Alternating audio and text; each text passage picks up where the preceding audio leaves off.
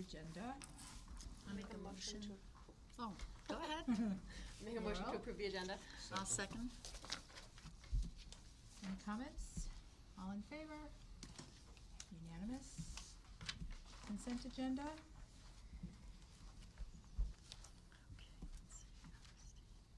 I'll make a motion to approve the consent agenda. Are we doing them A and B together, or do they have to be sent separately? Separate. I'll make a motion to approve the item A, the Board of Education minutes.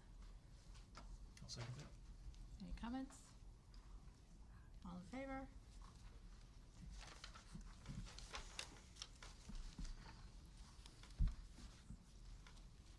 Any motions regarding out-of-state field trips, section B of the consent agenda? I'll make a motion that we approve the out-of-state field trips as indicated in items 1 through 3 on the agenda. I'll second it. Second. Any comments? All in favor? Audience of citizens?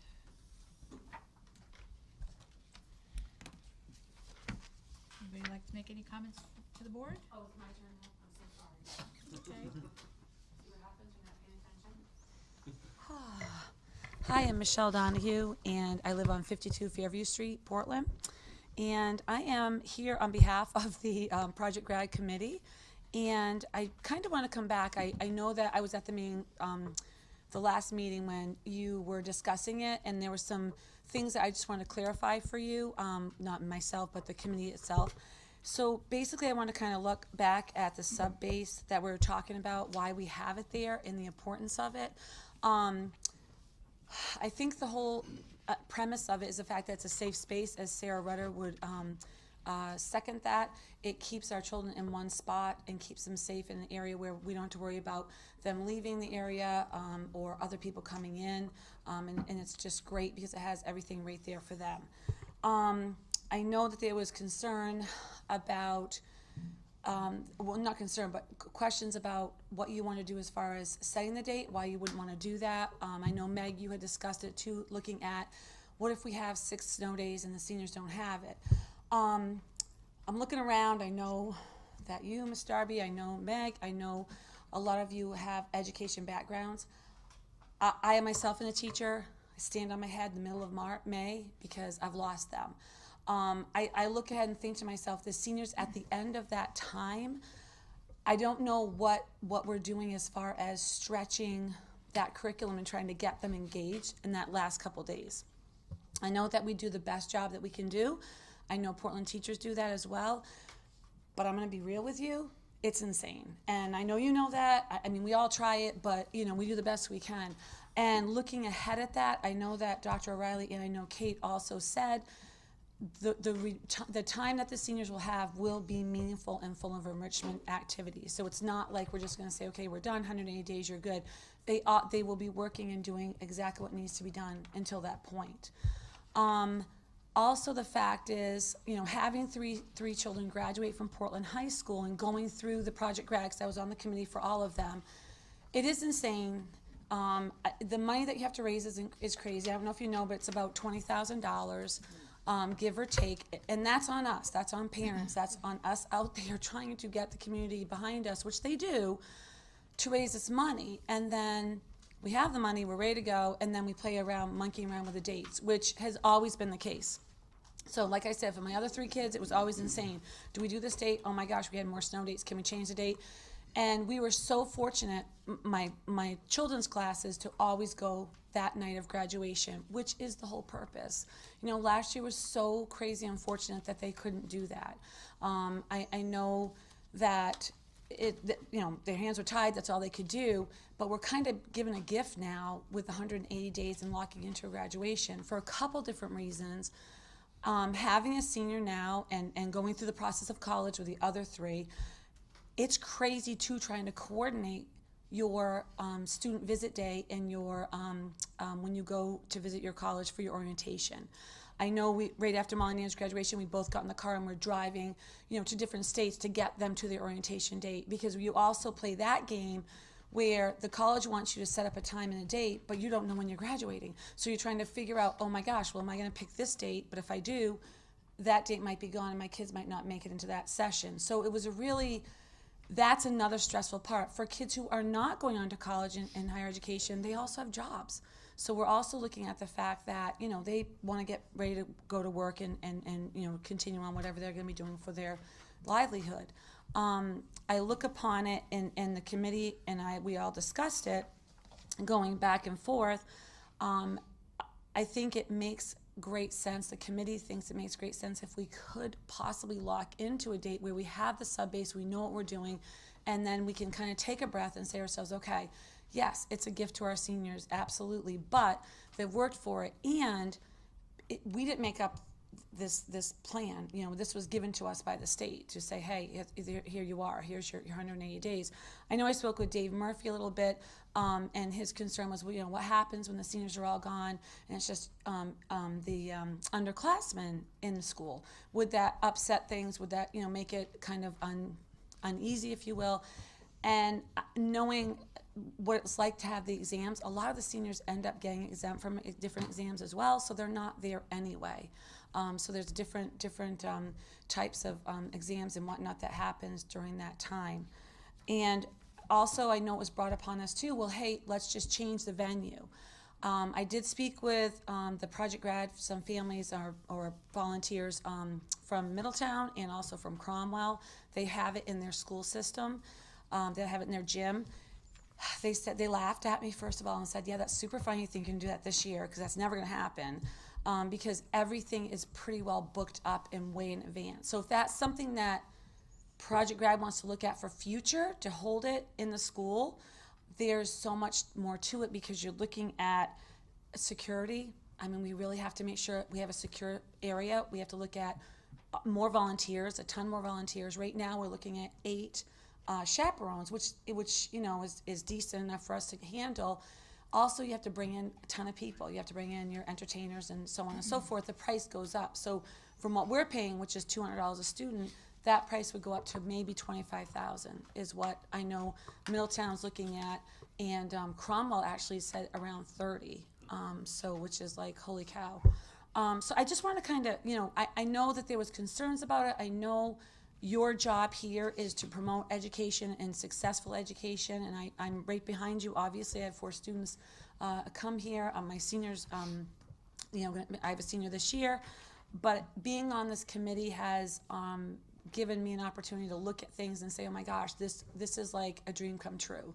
And I know the whole committee is behind me saying this, in which I'm just a spokesperson.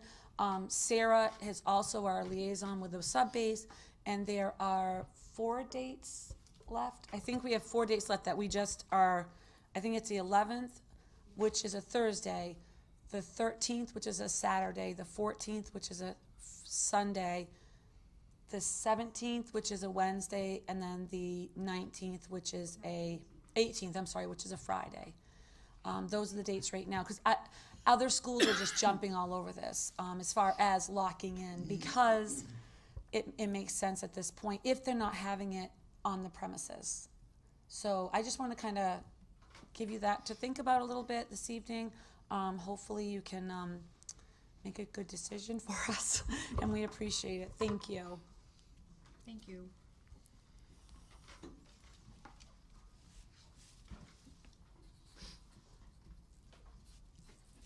Anyone else like to speak?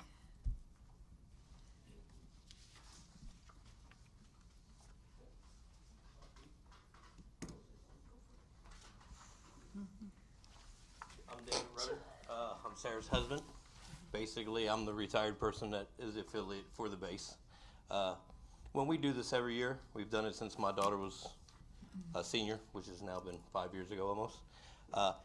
Most schools, when we deal with the base, have a set date, and I know we're having an issue for this year. Me personally, I would like it, because it's a lot of work for us to do, that we set a graduation date for every year, and it never changes, because we go through this every year on volunteers, on dates. My wife calls every week for like months, calls you every week trying to find out, and it's really a strenuous thing all year long, and it's hard to get volunteers because there's never a straight date where they can plan on it. So my opinion would be to make a date, whether it's before everybody else graduates, because seniors are normally done a week before. And so it doesn't really matter, but it's easier to schedule if everybody knows what a date is beforehand. And that way you can get family members to volunteer.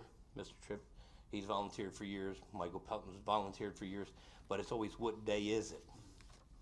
So to me, you should set a date that we can go with the sub-base and say, this is our date every year. Because we're normally storm chasers, like my wife will tell you, where we're chasing the storms. And then you run out of dates because everybody else is taking them. So for ease, the committee should try to figure out one date and just say, this is going to be the graduation for the senior class, and make it in the middle of the week where we can actually schedule it and people can plan on it from September and get their volunteers and get everything else, because it is a big project. Takes a lot of time, takes a lot of effort for all these volunteers, and when it keeps getting pushed off till the end, then you're struggling to find people for the students. And they have worked on it for years and years, and this is 5 years. I normally stay up all night, stay up all night and go back to work. So for me, it's really a struggle for me because I don't know where I'm working. You know what I mean? And I normally do one of the volunteers. So to me, I think we should pick a date and leave it there. And that way, it's already done. All we got to do is go down and sign a contract. And that's all I have to say. Okay, thank you.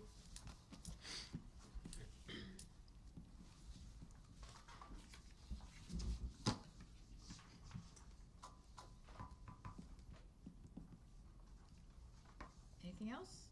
Any more comments? Thank you both. Student rep report.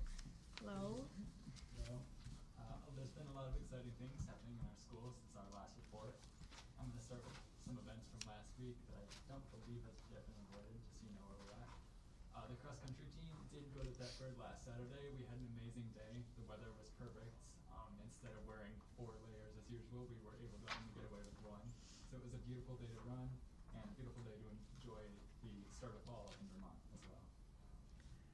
Last Wednesday, the sophomore class hosted Deacon Miller to talk about the civil rights movement and the murder of Emmett Till.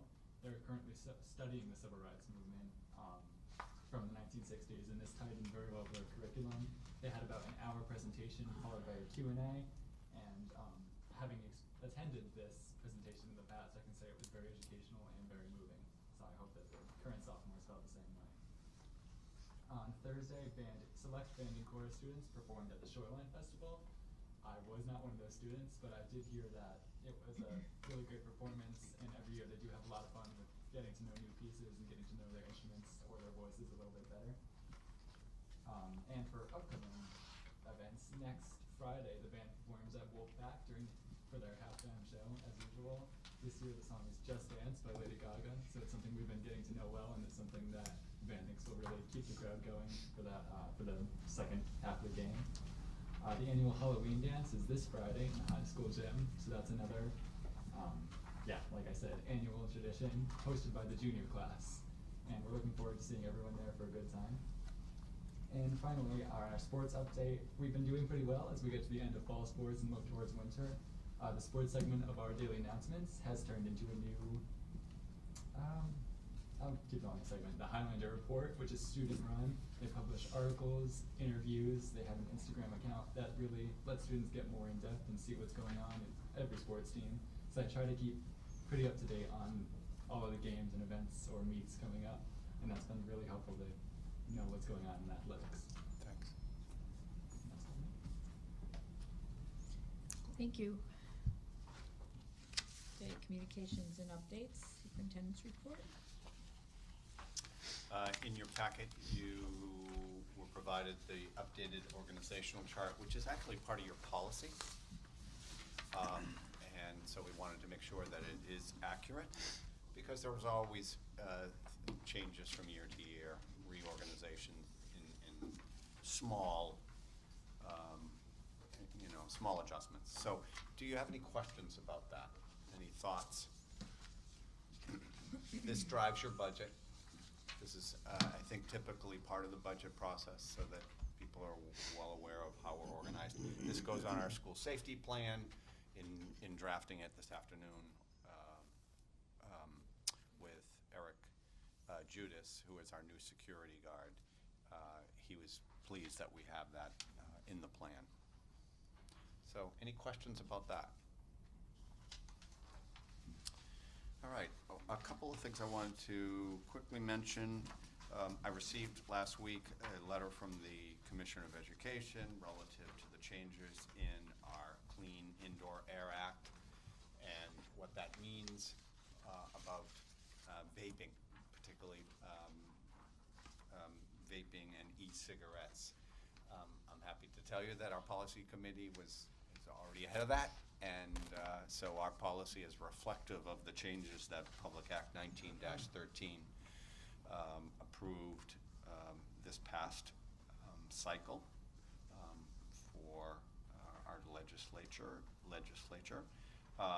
And so we're in good compliance with that, with the adjustments made in that act. We're ahead of the game, so to speak, which is nice to know sometimes. I want to follow up with you, and I'm going to do this for the next couple of meetings as well. I mentioned my regular meetings with the grade 5 teachers, and as we promised, I want to provide you with some of the feedback that I'm getting. So I again met with the grade 5 teachers during their common planning time this past week, and asked them to give me a report. Nothing has changed significantly since my last report, but what I did add to them is, okay, we've now made it through the first 2 months of school, or nearly through the first 2 months of school. I want to consider what changes I can make to support you now that you know these students. And and this was directed to the teachers. Allison was there as well, but I said, you please tell me. And given the numbers of students with IEPs, those children who have been identified with special education needs, their request is for additional special education support. And so Alice and I are in the process. In fact, we have interviewed a candidate with some pretty significant and impressive special education background who could be used as a tutor in that at Brownstone School, or a paraprofessional with that kind of background. And this person isn't interested in being a certified teacher at this time, but comes with a pretty good experience in special education and could be of great support. So no decisions have been made, but I wanted to let you know that Alice and I will be looking into this and trying to, I've tasked Allison with, okay, so what would this position look like and what would be the responsibilities of this position? And I'll report that back to you at our next meeting. But that's coming right from the teachers. All right, questions about that or anything else? Yes. Is this a part-time thing or a full-time? I don't know yet. Likely going to be, it's going to move towards a full-time. I think that won't be a certified teaching position, but it will be a teacher, somebody with a certificate who has interest in being perhaps a tutor. Okay. And how we're paying for it? I'm going to report that back to you as well. That's part of my process. Chris Sayre also has some requests about sports that he'd like to add. And so I thought that at the same time I would do that as well. All right. We've had some late breaking news about some financial pieces that are helpful. And we can talk, I want to talk about that, Dave, at our next meeting. All right? All right, I think that's it.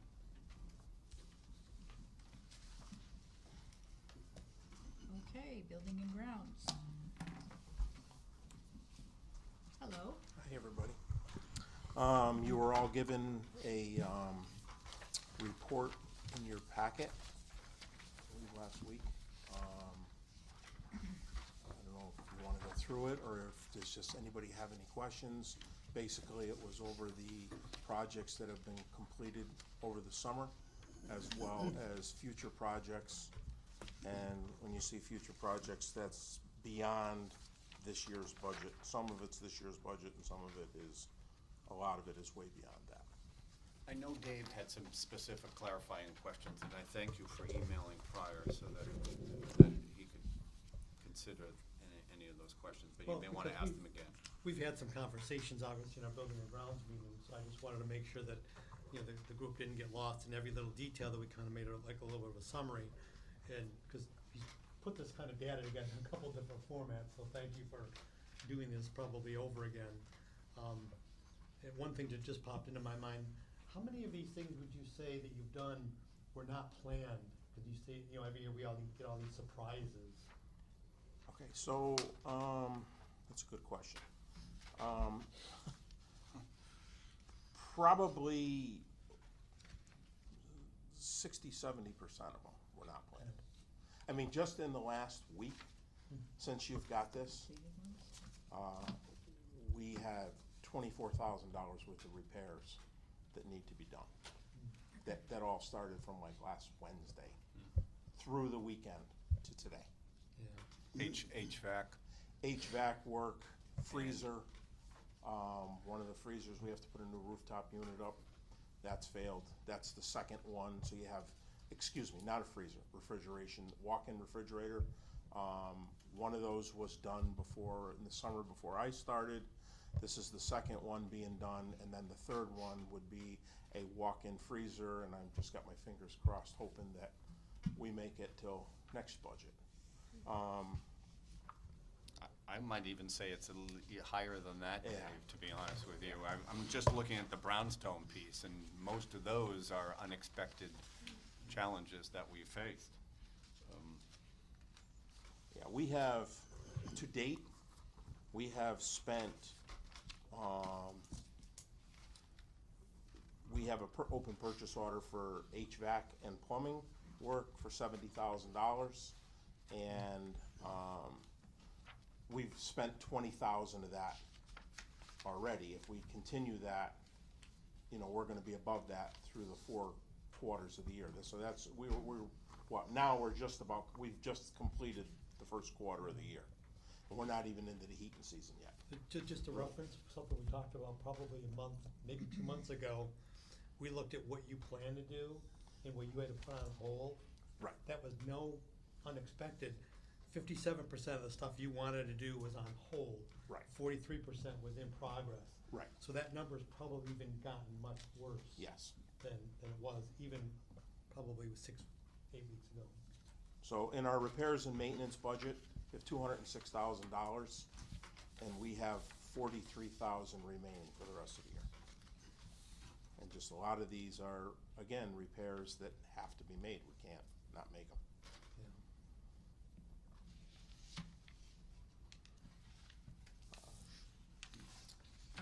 I don't know if anybody has any specific question. I'm sure you don't want to sit and go through this whole document, but is there any specific questions on any one of the schools or any project? I do have a question. The question is about Valley View and the chimney that we thought could be lowered to reduce the amount of leakage around it. And I didn't see that on, unless I missed it, but I didn't see that on the Valley View. Because that's a capital. That's a capital, okay. This is gonna be a capital thing, and Okay. we, yeah, if that's Okay. not in there, that's gonna right. be a capital thing. We don't have an exact number on that yet. Right. We're thinking in the $60,000, $65,000 range. And we also. And again, to point that chimney as it exists was about $43,000. So this would lower the whole chimney. It does, just to refresh your memories, it does not need to be that tall anymore, because they did that back in the day when you used that number 6 fuel oil that was very heavy, and they needed them that high for the draft. And kind of caught my attention, taking this job over, when I drive up this driveway. If you look how low this chimney is here, I said, why do we need that high? And we don't. And Gildersleeve's the same way. And honestly, in time, I would recommend to you, whatever you're doing over the years. Valley View just happens to be the one that leaks when we get heavy rain. Right, and Gildersleeve, the chimney is on here, so that's what made me Yes. look to see if it was Yeah, so I good. All right. apologize if it's not. Okay, thank you. And the other question I had was, we had talked about some maintenance agreements on some HVAC, I believe, and some of the controls. Have we Yes. been able to do that, or is that also on hold? So we're working on that as we speak. I think for this year, so I had a couple, we have one price in the $13,000 range.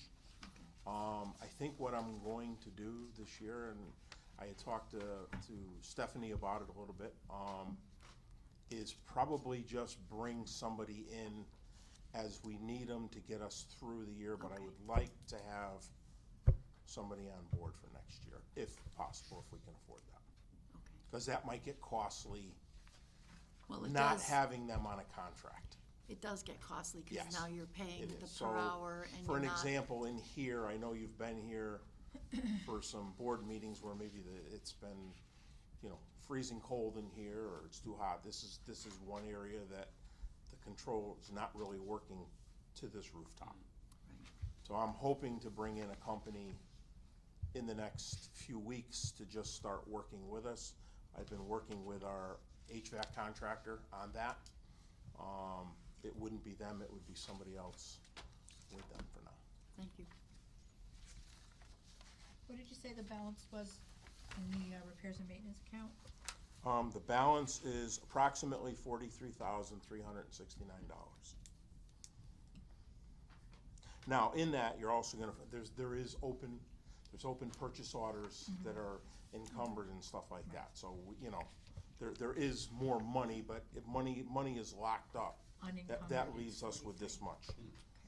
Is that typical compared to previous years, that at this point in the year, we'd have about that much left? This is my first year, so That, I'm not. that would be a Right, sorry. no, probably. I wish Stephanie were here, but Yeah. that would likely not be. But you have to understand, we do have other funding mechanisms.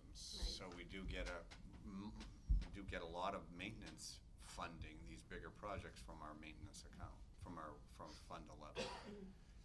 And then we also have the capital account, and we've been able to use some of that money as well to do this. So So these projects. there's always these unexpected things that he talks Yeah. about. Are these considered more maintenance as opposed to capital? Yes. Everything on Yeah. here? There is some capital issues, but most of those are maintenance. Okay. I mean, you're gonna see, like, for an example, you'll see the high school track on there. I believe, Yeah. that's a capital. The tennis courts were just repaired. I don't know if any of you have seen those. Yeah. That Really was nice. through. Which is really we do talk about all the things that we need to do, and I don't wanna to depart from that thought. We do have a lot to do, but we also have accomplished a good deal of things here. And I think this demonstrates the surprises that we've had and the projects that we still have been able to do. Yep. I think Dave's suggestion is one that we have to begin to talk about in terms of where these bigger projects and how they get some attention. Yeah, I took the liberty of adding up the future project repairs, and this is not inclusive of everything we wanna do, $1.7 million. And we allocated about a couple $100,000 to capital type projects this year, so at that rate, we're never going to catch up. Right. And your two elementary schools are, gonna be needing roofs, Correct. as time goes on. Here. That number can easily grow to probably We have right now 5 a million. $21,000 repair to do on the roof at Valley View that I need to get done before winter. So, Is that the library roof? yes. Yeah. But that's not replacing the shingle part of the roof. That's everything below it that ties into the existing really? roof, and all the drainage system needs repairs. Okay.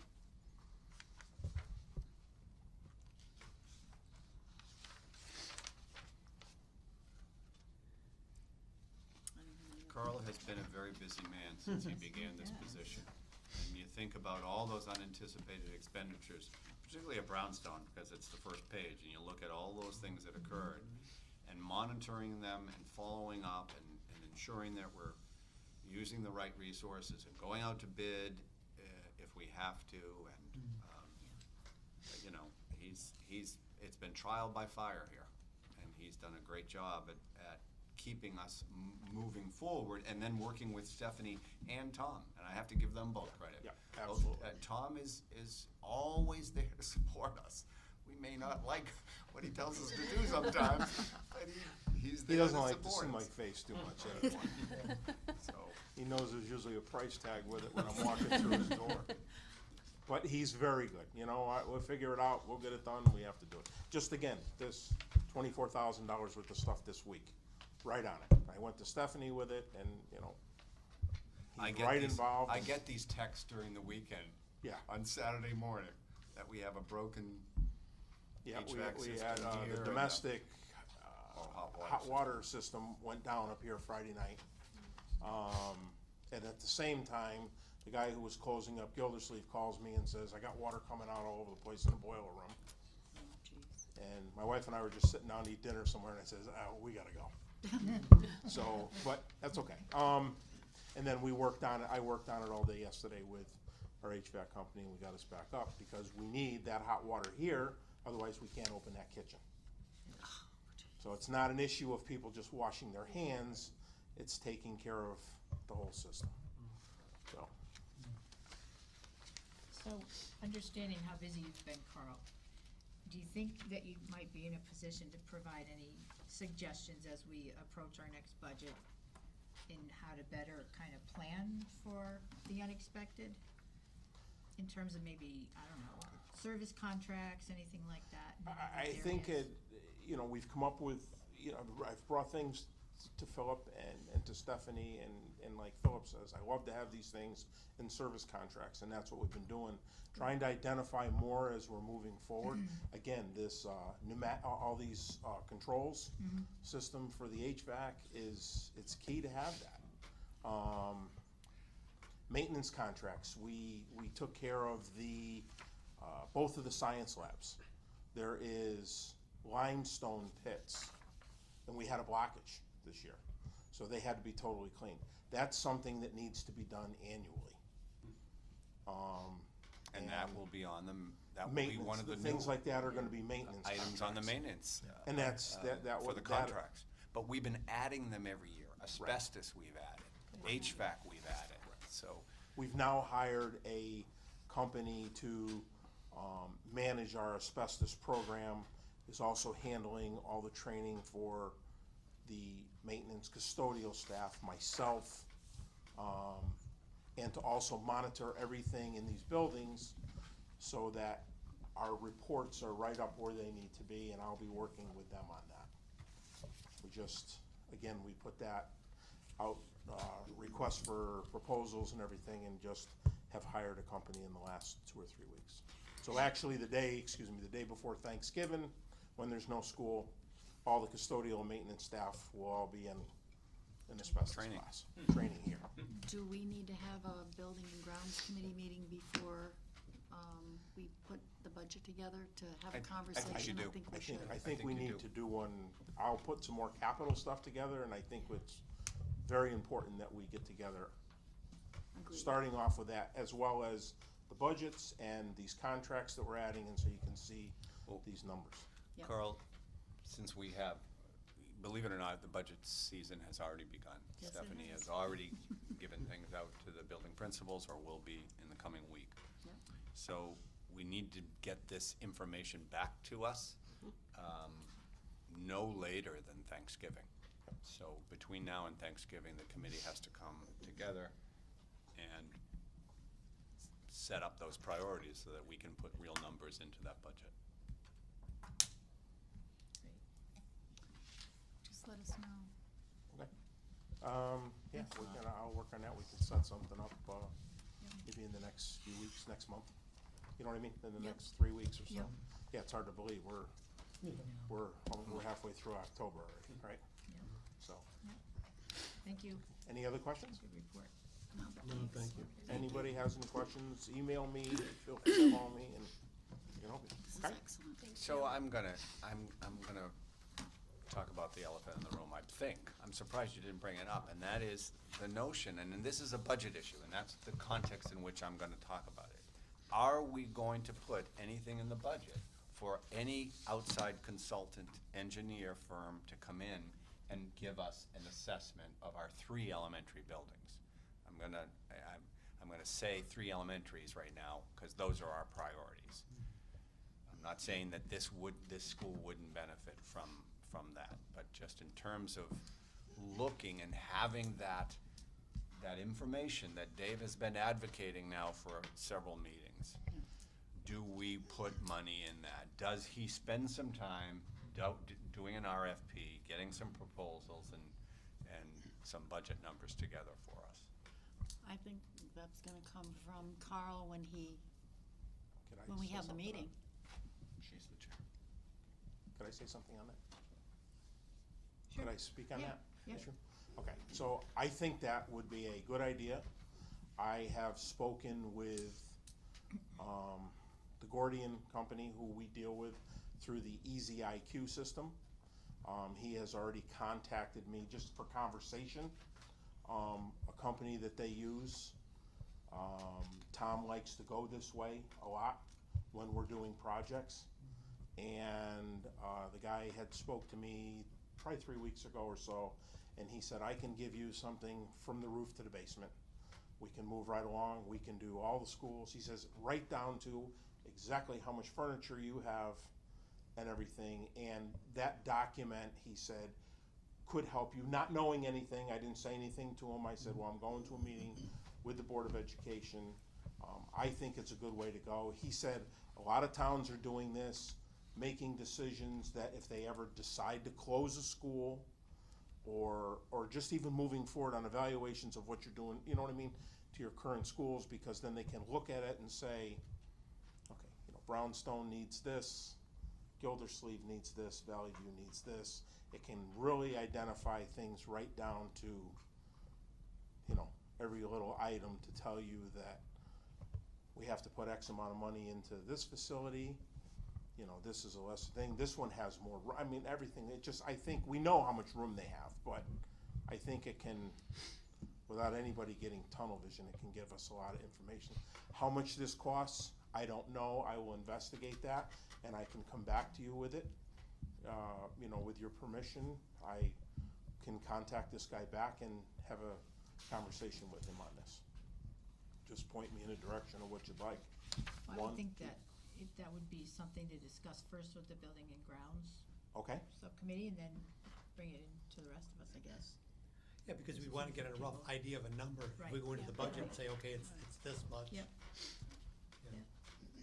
so, Any other thoughts on that? I think that's a good idea. I think I think we have a great start. This list is incredible and it's very comprehensive, but there may be things that we missed. And I think once we prioritize what's left and we figure out if, you know, if that assessment would help, I think that's a good way to go. But the Building and Grounds Committee should meet. Okay, great. I will reach So- out to them. We could, if that committee's gonna meet before Thanksgiving, our meetings in, The 12th of November. we only have one in November? Yes. So I guess it'd be our first meeting in December, then maybe the 3rd. Make sure to get that on the agenda, the Buildings and Grounds Subcommittee report. So maybe if you could plan to be here on the 3rd as well, December 3rd? 3rd of December? Yeah. Sure. That would be good. We can And I revisit it. will reach out to, this person and Okay. move Thanks. forward with that. Thanks, Carl. Great. And Thank again, you. using the Easy IQ system is, Is a that the very easy bidding- way for us to go. It's the bidding process for, Yeah, it kind of eliminates that, Yeah. okay, so, great, okay, any other questions? Thank you. thanks, Carl.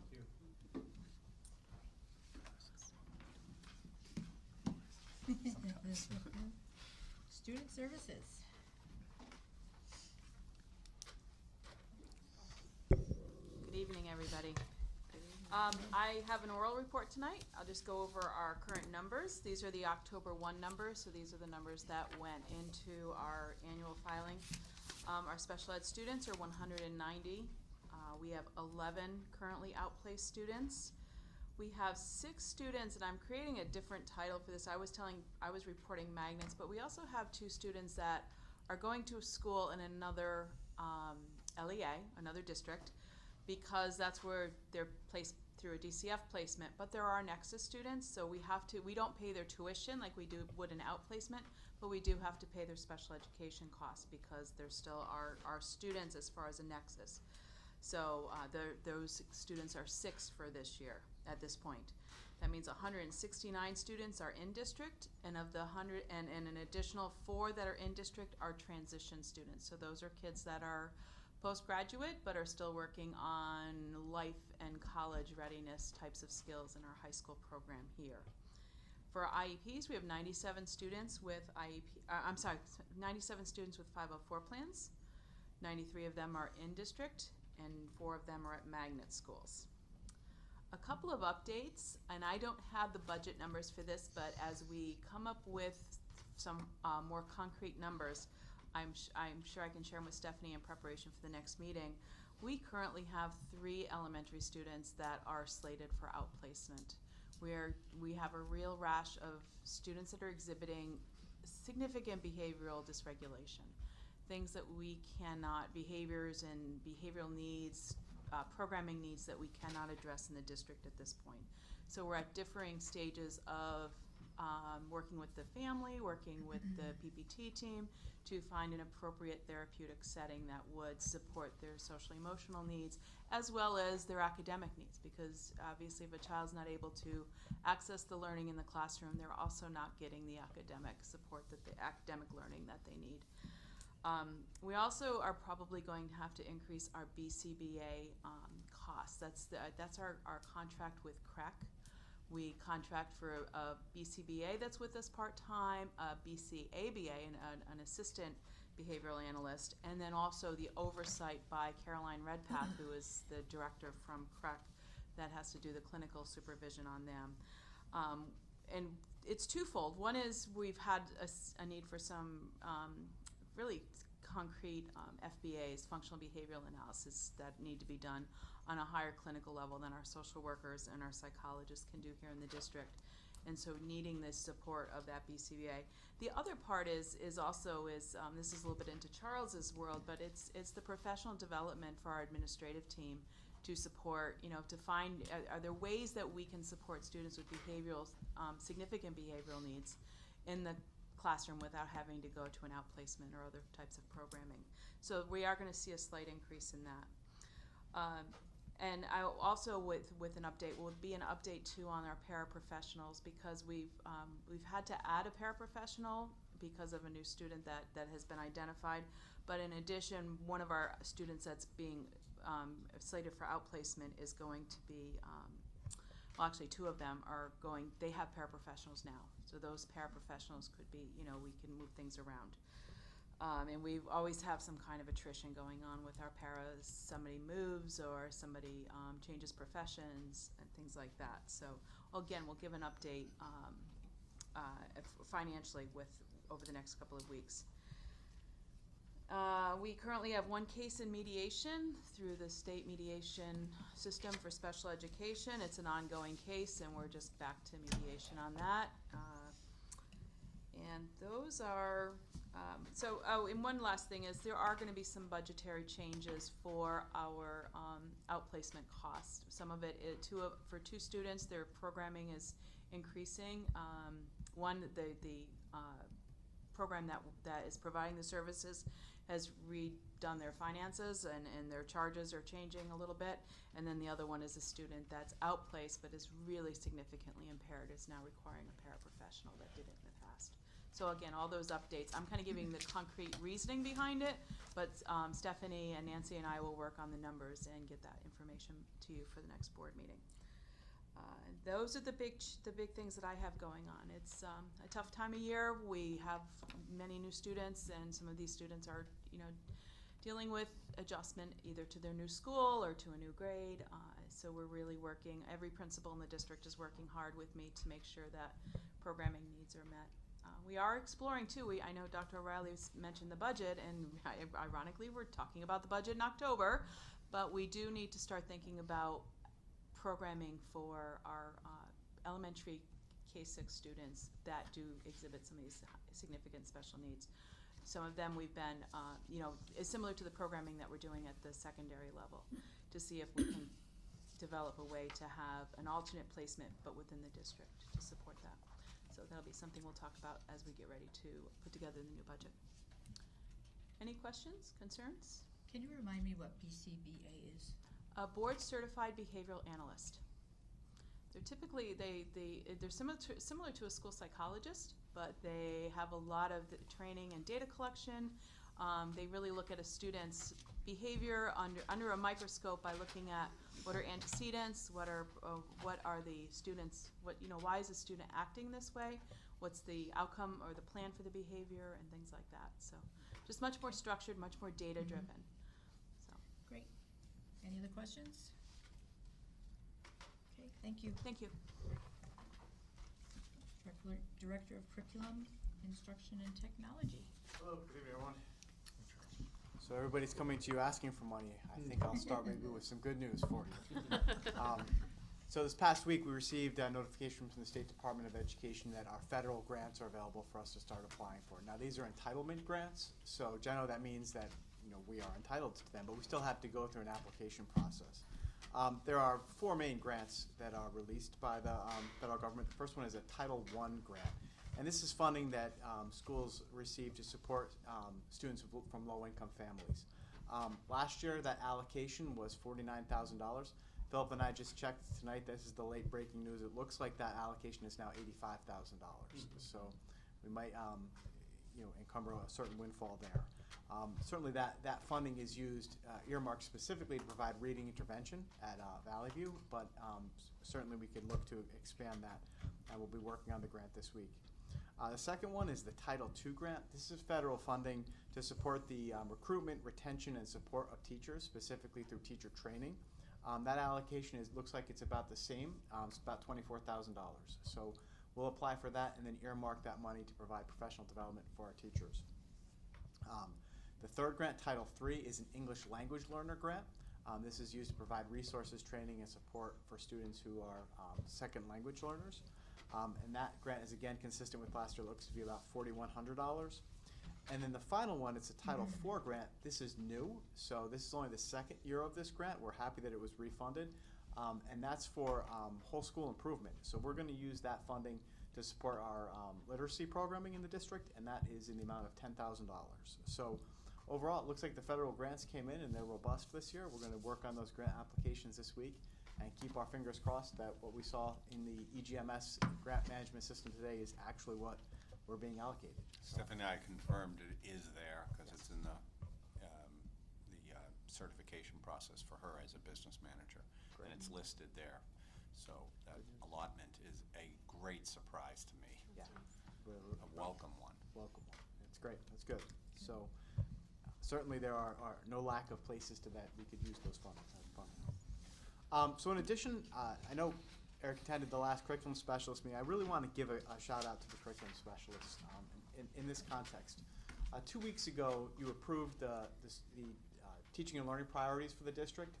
On those, there were 4 student learning objectives that we set out, and these were to provide establish the expectation that 100% of students grew in literacy, numeracy, critical and creative thinking and inquiry, and then social emotional health and well-being. So what that did is that sort of set in motion a process that if we're going to establish these goals, that all students demonstrate this 1 year's worth of growth, how are we going to measure that, right? So the student learning objectives are the big picture. The how we do that shows up in what are called indicators of academic growth and development. These are the metrics that we're using, both quantitative and qualitative, but in this case mostly quantitative, to keep track of our student performance, starting from pre-kindergarten all the way up to 12th grade. So the curriculum specialists set out this year to work with their vertical teams to design these indicators of academic growth and development. I think, Eric, you sat in on that meeting where we reviewed them and discussed them. This is a very difficult process. Measuring student growth, measuring human development is not the same as a business model where we're measuring bottom line in terms of profit or outputs. But I think we have a really comprehensive now set of indicators that are going to help us keep track of student growth in each of these areas. I'm looking forward to seeing it play out over the next 2 to 3 weeks, as all teachers are gonna now meet with their evaluators and use these indicators to set their goals. I met with Philip this morning and I established my goals with him using them.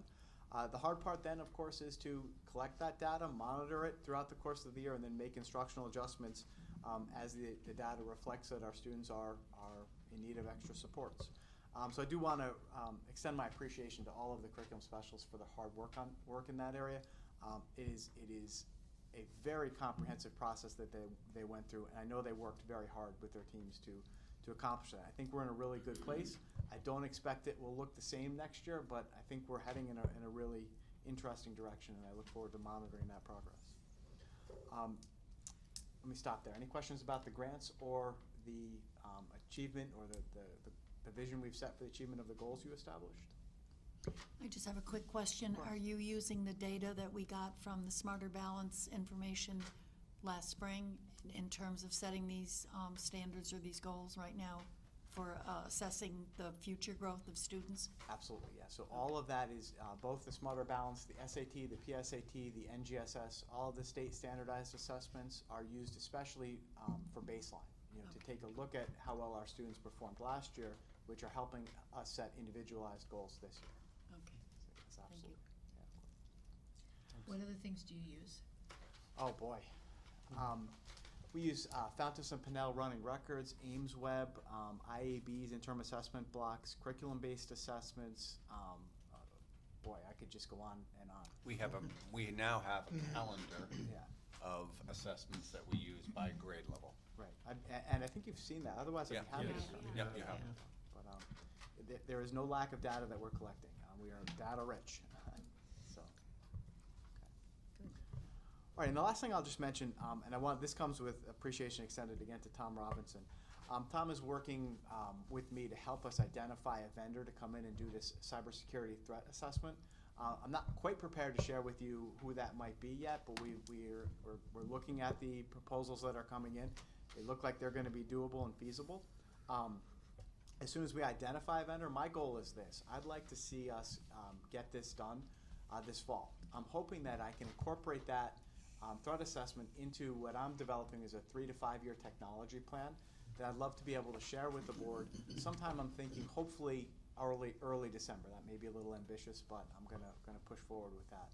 So I'd love to share with you, of course, the results of that assessment, and then incorporate that into a 3 to 5 year technology plan that will come with recommendations both to improve the use of technology to support instruction, but also to make sure that our network, our firewalls, and that all the things that we're doing both comply with statutes and expectations concerning student data privacy, child internet safety protocols, but also keep our network safe, make sure that we're not susceptible to any malware, virusware, spyware attacks.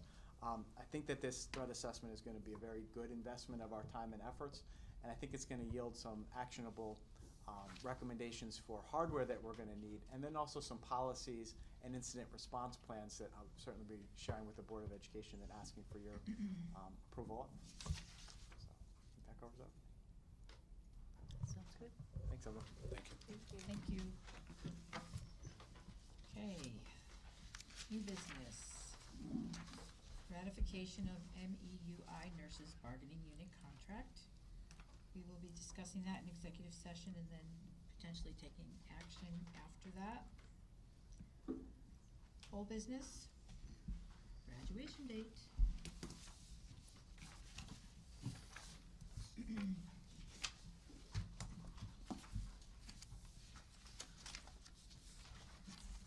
What say ye all?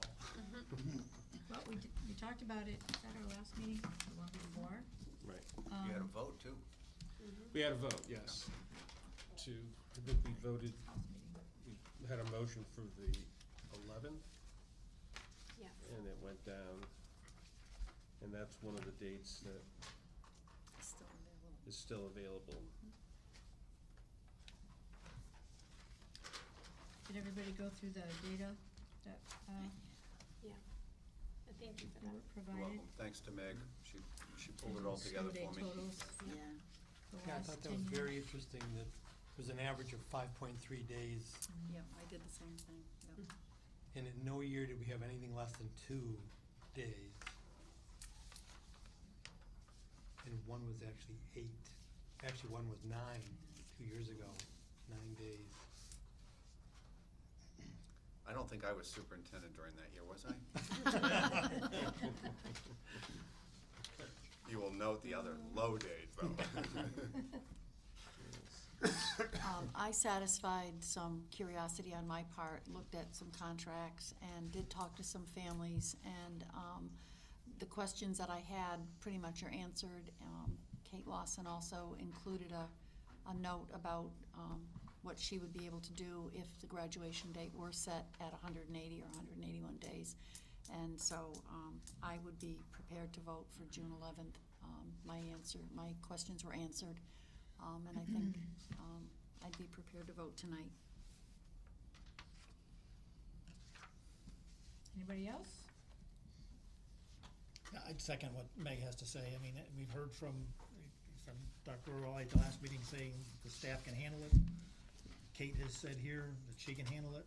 The state has given us the blessings to be able to set a date, and I think we're good to go. Mm-hmm. Anybody else? Any more comments? Anybody wanna make a motion? Make a motion that we set graduation date for June 11th. I'll second Second. that. I did.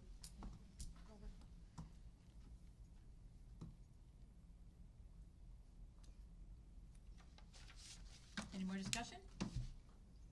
All in favor? It's unanimous. There's Done. Graduation date, Done. June Check. 11th. That's great.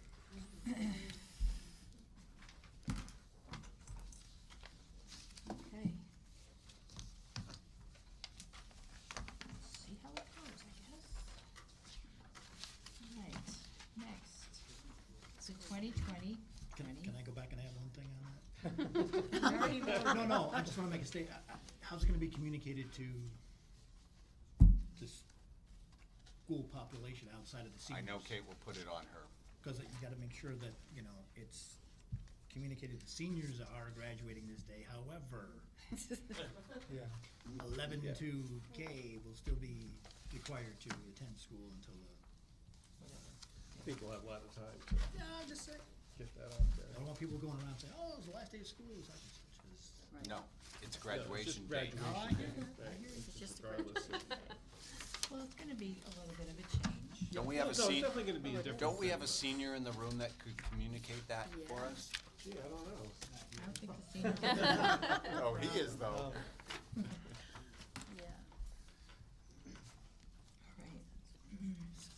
All right. All right. Okay, 2020, 2021 calendar.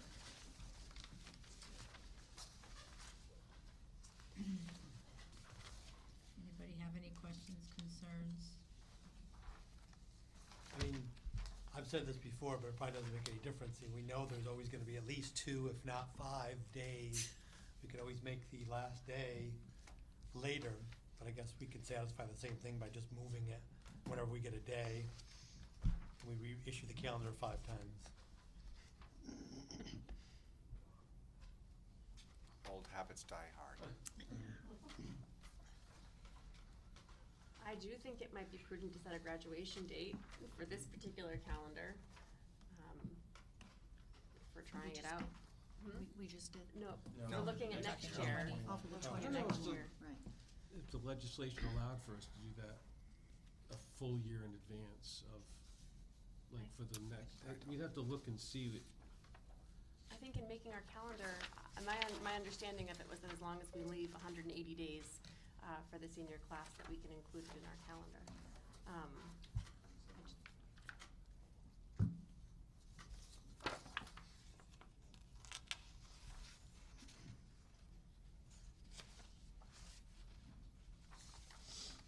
Any other thoughts about that?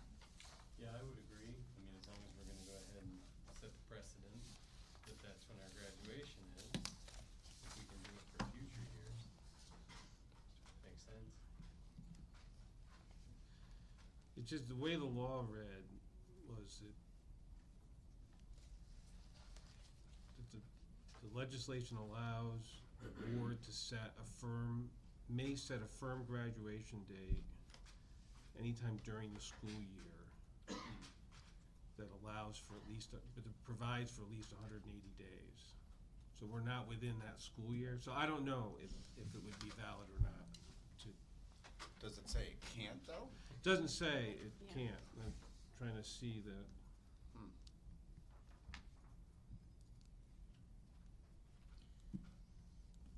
So would we want the Thursday or the Friday? Since now we can maybe go for that Friday, since it's a year in advance. Normally that Friday is always in order to the academy, so if the project graduation thinks they would wanna go to the sub-base, we're better off taking the Thursday. Oh. That's not to sway your opinion, I'm just saying how that's the way it's always worked.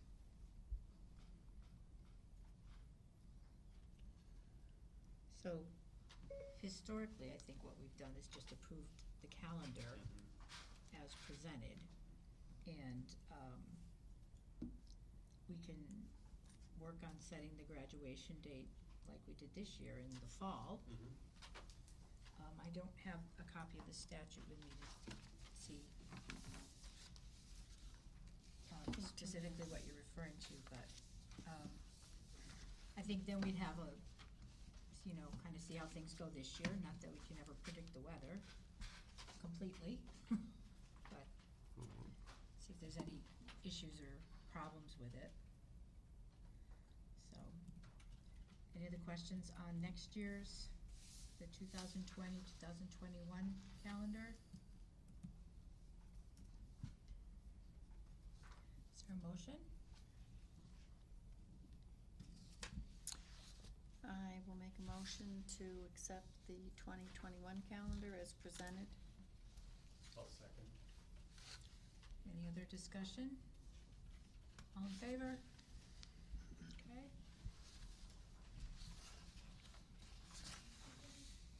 Now we are on to policies. Administration, superintendent communication with board, second reading.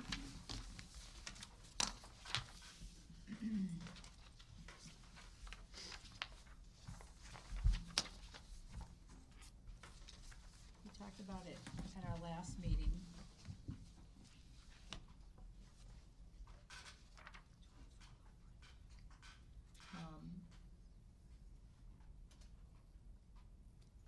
Anybody have any additional thoughts?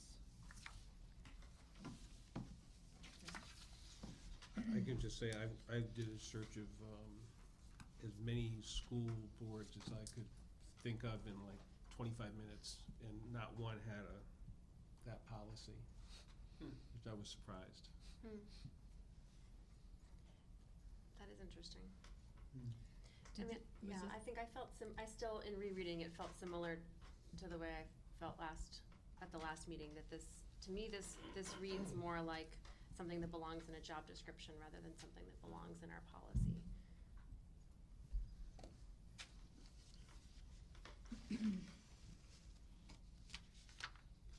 And this was something recommended by Cape as a new policy? Optional. It was an optional policy for Optional. consideration. I mean, I can just say when my feeling was, and it still is to some extent, I don't think it's a bad policy. I think it sets an expectation. We're going into a period where we're gonna have a new superintendent. I don't see anything wrong with setting, clearly what the expectation is around communication with the board. You're gonna have an employment contract certainly with the person, but that's not a policy, that's an employment contract. So, policy is the law by which the Board of Education asks its administration to operate the district. So that's my, I don't have like a super strong feeling that we must have it. I just don't see, I don't believe it's irrelevant. I think that's my point. I think it's there for a reason. Is it fair to say, I agree with you, it's not irrelevant, but is it redundant? And that is what I think the board brought up. So it is important, and that's why we brought it forward as a policy subcommittee. Right. But is it redundant because it's in an employment contract? No, I think it's redundant because it's another policies. It's another policies. In terms of the superintendent's requirement that certain reports be made to DCF or other agencies, and, the board needs to be kept apprised of that, but in certain respects, there's things that we can't be kept apprised of because we could be sitting as a hearings board in relation to some of those things. It just doesn't really, to me, I think it's redundant and it doesn't really clarify anything Right. as I read it. I just think it could actually make things a little bit muddier.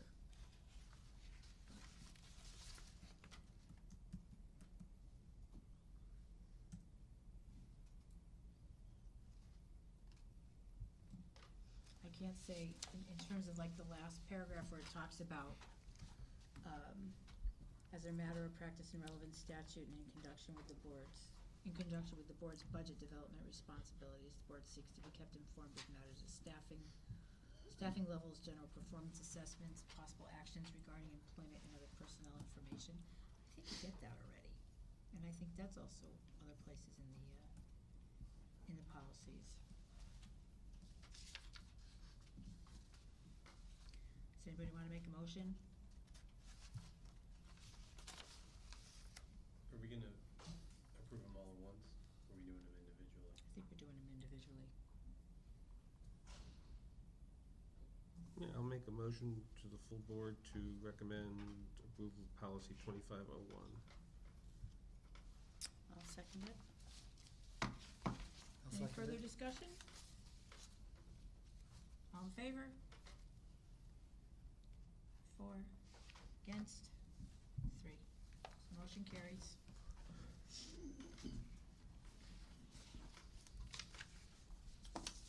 All right, next is policy 5142.2, student dismissal precautions, having to do with third-party transportation providers. I don't know if I'm saying that correctly. I had asked Kate to provide some information, because she was sitting in the audience when we were deliberating this policy last week.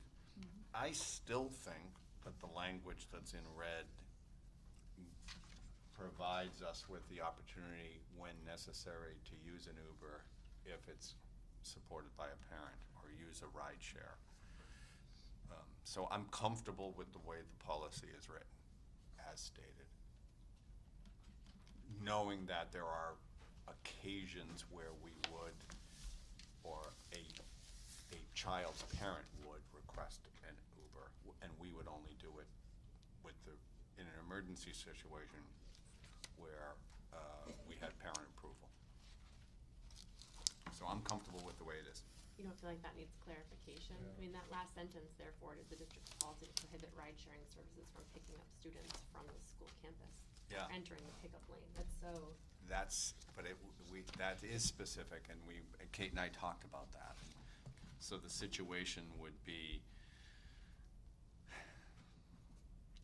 certainly not entering, the school campus or entering the school's pickup lane. So how would it work? Yeah. That's what I was If wondering. they, you're gonna tell the kid to walk down? Well, the situation I'm thinking of is say a game, an athletic event that's outside of the school district. If it's after school hours, they can get in any car they want. I mean, we don't have any control over who they go with and when. I am very uncomfortable with an Uber driver coming up. I mean, I've watched a taxi driver who is a vetted taxi driver who's supposed to pick up kids at one of our schools, and quite frankly, I did talk to the principal because he's not paying attention to these two boys as they come out of school. And he's not even going into school to get them. They're coming out and running around and then getting in the car.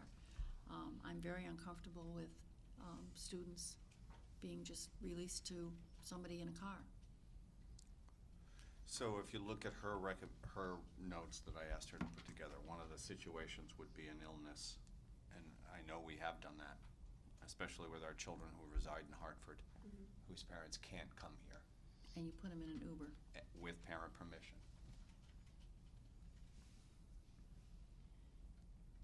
It's rare. The other situation is a member of the Cromwell football team, Cromwell Portland football team, who resides in Hartford.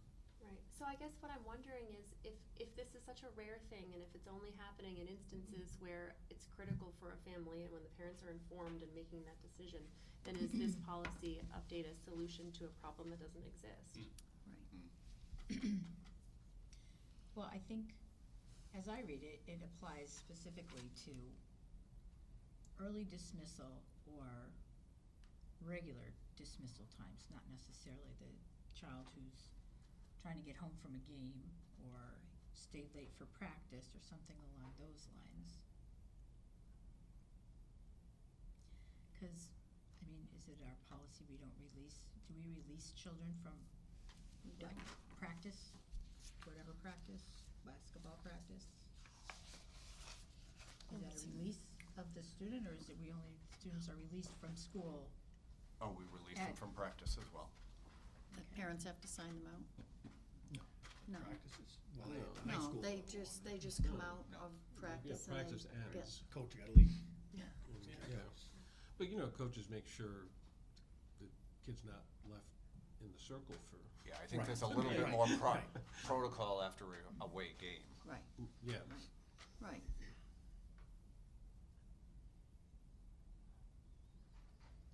Well, yeah, I mean, that puts coaches in an awkward position all the time. Sure it does. You stand around and the practice is over at 7, and there's always You're waiting till 7. one. I'm not comfortable if we're talking about early dismissals or, you know, a sick child that needs to get to some place.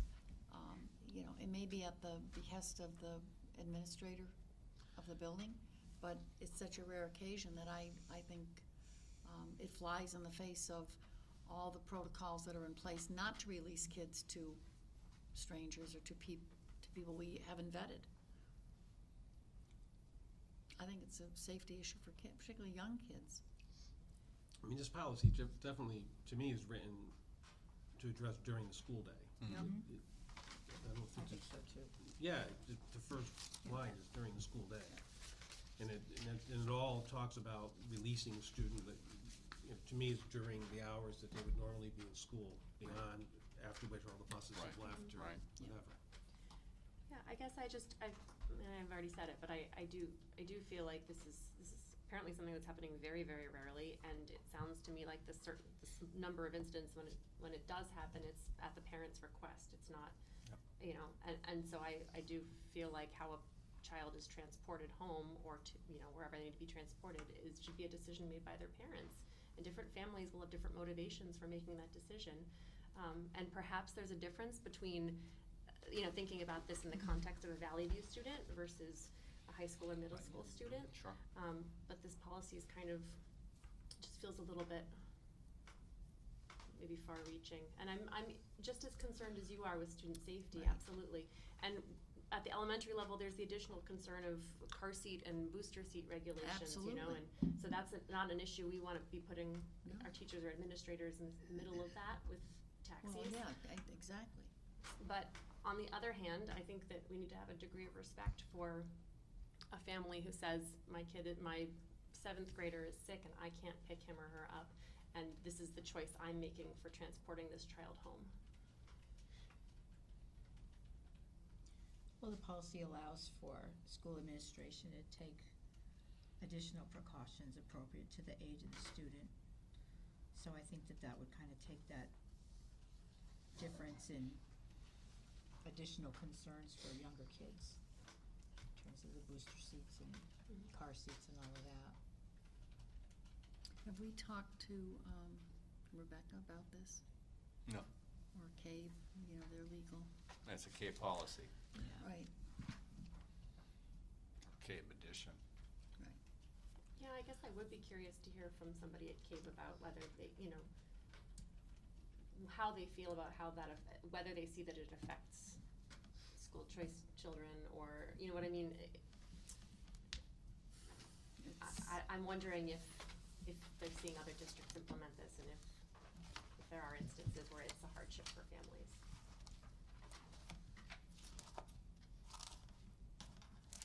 I just can't picture putting a kindergarten or first or second grader No, on some of course not. car, Of course you not. know, and sending them off. It's, But what you said at the last meeting when this came up was that this wasn't happening in the elementary levels. No, that this is, not at all. It was Kate Lawson referencing this, that this had happened in a rare number of instances at the high school level. right, So, right. Again, I think Sharon, when additional precautions may be taken by school administration, blah, blah, blah, that sort of Covers that. yeah. states that.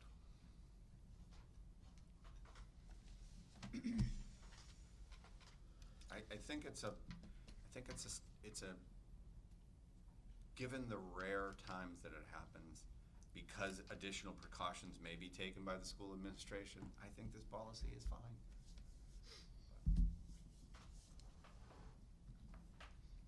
Yeah, I would agree with you that it is fine. Anybody wanna make a motion?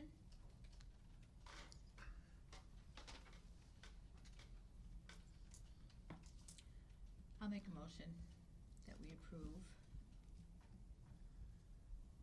policy 5142.2, student dismissal precautions as amended.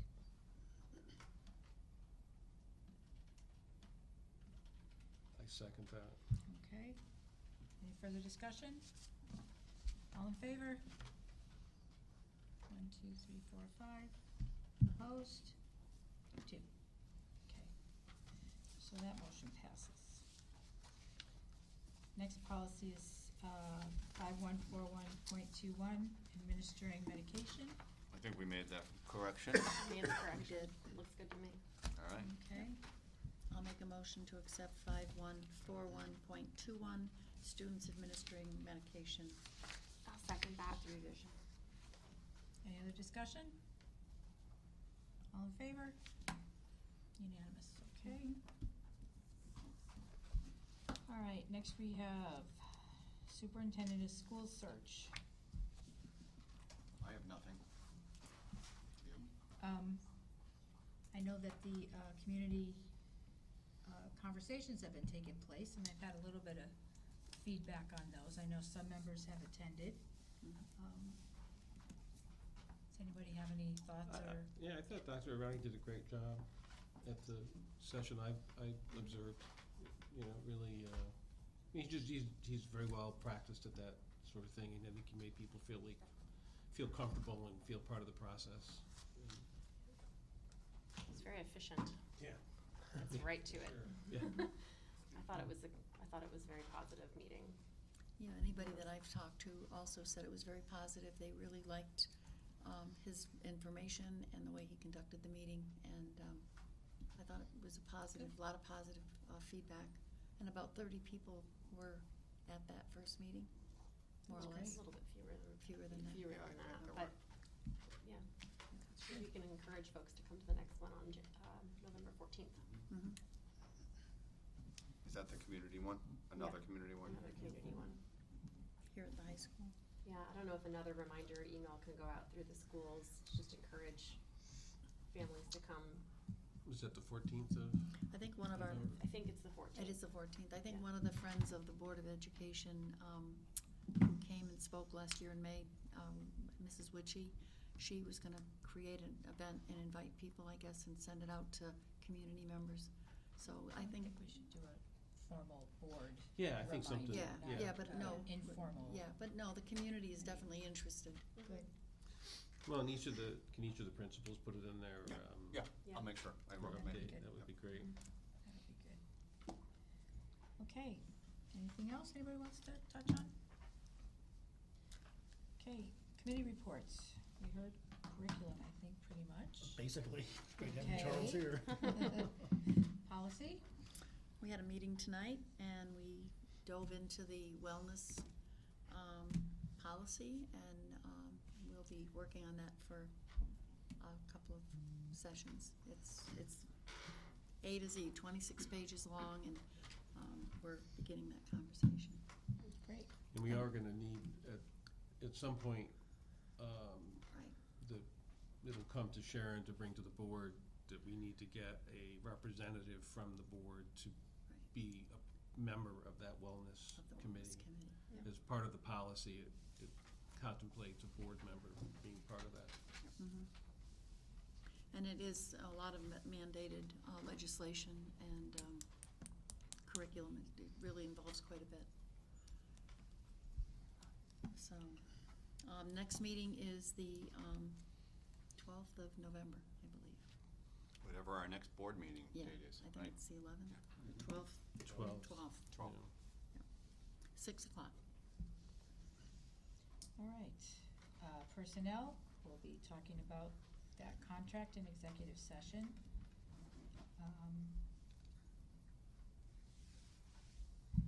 I think a couple other personnel issues.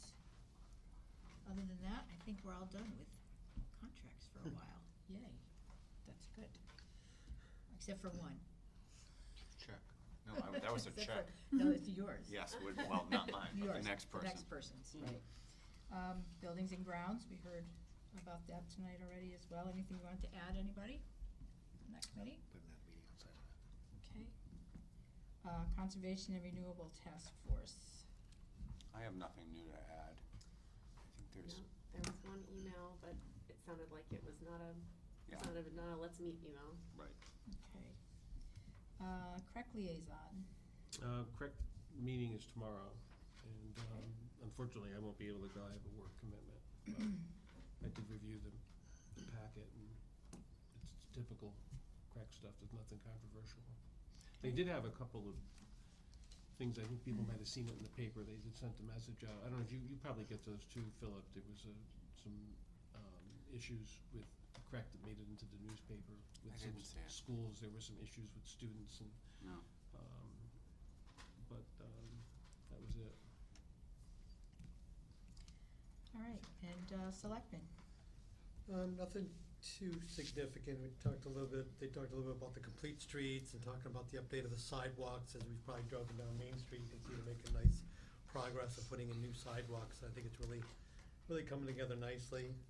There were some comments made about speeding. Again, it continues to be a problem in town with, some areas of the town where they go a little bit faster than they should. So maybe some more direction by the police or some more enforcement type of thing. And the park, is progressing nicely and slated for the spring, I guess. Good. Opening. That was about the only thing significant. Okay. Second chance for our audience of citizens. Would anyone else like to address? I would. So I just want to say thank you very much, because we're super excited.